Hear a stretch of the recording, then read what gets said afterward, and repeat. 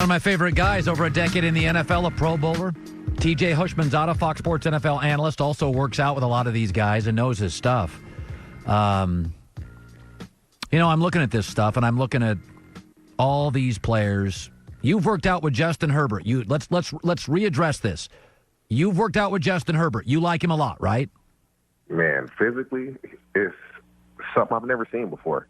He's big, and his arm is just unbelievable. You would have to see it. You can't even put it like I played and I've been around all the best quarterbacks. I've never seen anybody physically throw the ball like he does. Nobody. Joe Burrow, you worked out with him? Yeah. What do you think? I like Joe. Joe is super confident, and what really sold me was the last couple weeks it was raining almost every day. Yeah. And I don't think he threw one bad ball in the rain. Everything was on the money. And so Joe is going to be a really good quarterback just with his temperament, his confidence, and it shocked me that in the rain, everything was on the money. What'd you make of Tua's tape and his pro day on film? Tua is physically a talented player. It's just the injury history. Tua, had he not been hurt, him and Joe Burrow would have pretty much been fighting for that number one spot, and they probably still are. I thought it was impressive considering just having surgery when he did, coming back from a hip injury, putting that work. And Tua's super, super, super talented. It's just a matter of, is his body going to hold up? Are pro days overrated? Pro days are overrated. And, okay, I'll give you this analogy, and we'll just talk quarterbacks for this instance.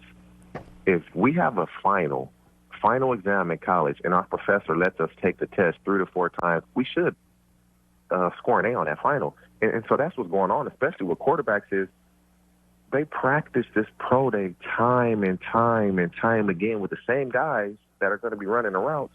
So when it's time for the pro day, they're going to perform well because they've already practiced it. They've already taken the exam before actually taking the exam. And so it's rehearsed. Jordan Palmer would have run Joe's pro day. Trent would have run and had ran Tua's pro day.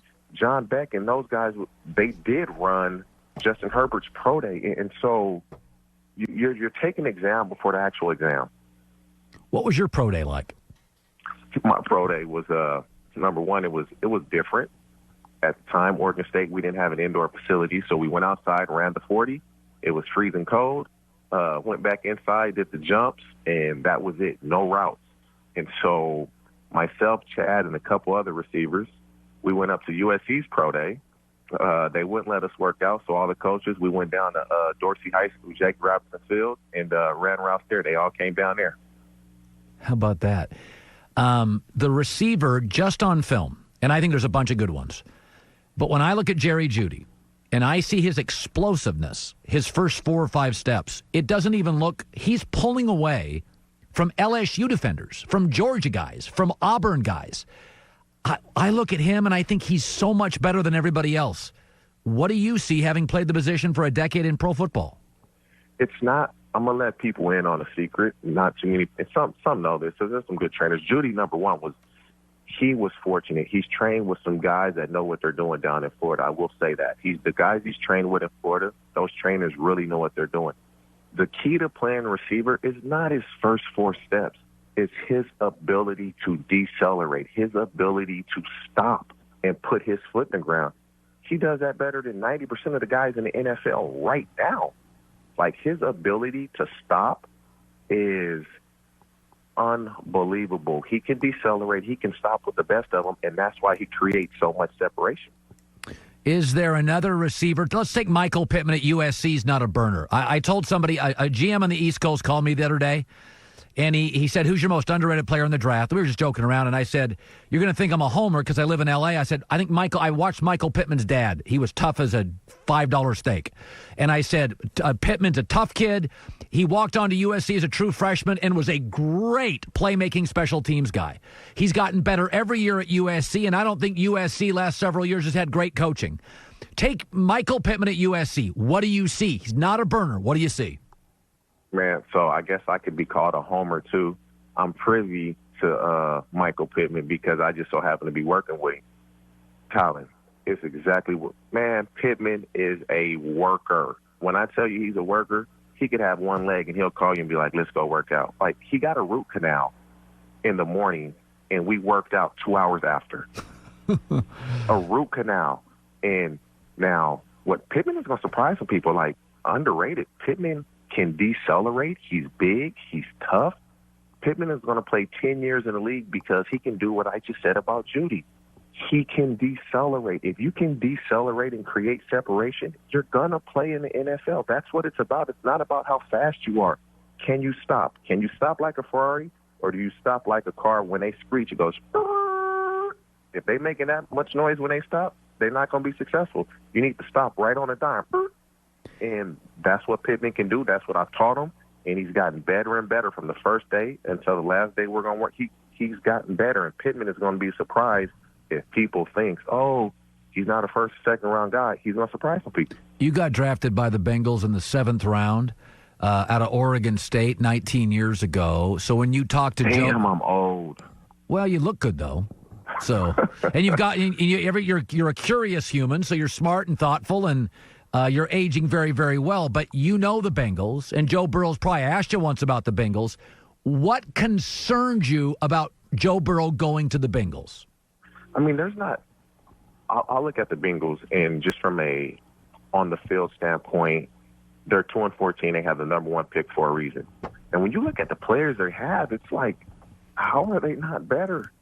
They have a good team when you look at the players. If A.J. can come back healthy, they're going to be pretty good. They got Joe Mixon in the backfield. They got Tyler Boyd. They got John Ross. If he can stay healthy, that defense, they spent some money on free agency. They went out and got guys that were in the playoffs, and they paid these guys to come to Cincinnati. What concerns me is, with that being said, they haven't, with that talent, they should be playing better than what they are. That's the only thing that concerns me. Joe is super confident in himself. Oh, I can go to the Bengals. I never had to lose a season. Well, there's a lot of guys that come out of college without losing a season in their first year in the league. They lose. Kyler Murray can say the same thing. Right. I've never had to lose a season. You go to the Cardinals, you're going to lose. And so he has a tall task in front of him. It's not going to be easy. It's just the only thing that concerns me is with the talent that the Bengals have always had, they just can't seem to get over the hump. Is Joe the guy to do it? If he does it, it's going to elevate him. And if he doesn't, it's going to be like, yeah, another quarterback that went to the Bengals and couldn't get it done. You're very tough-minded. How much of this league is physical and how much is psyche?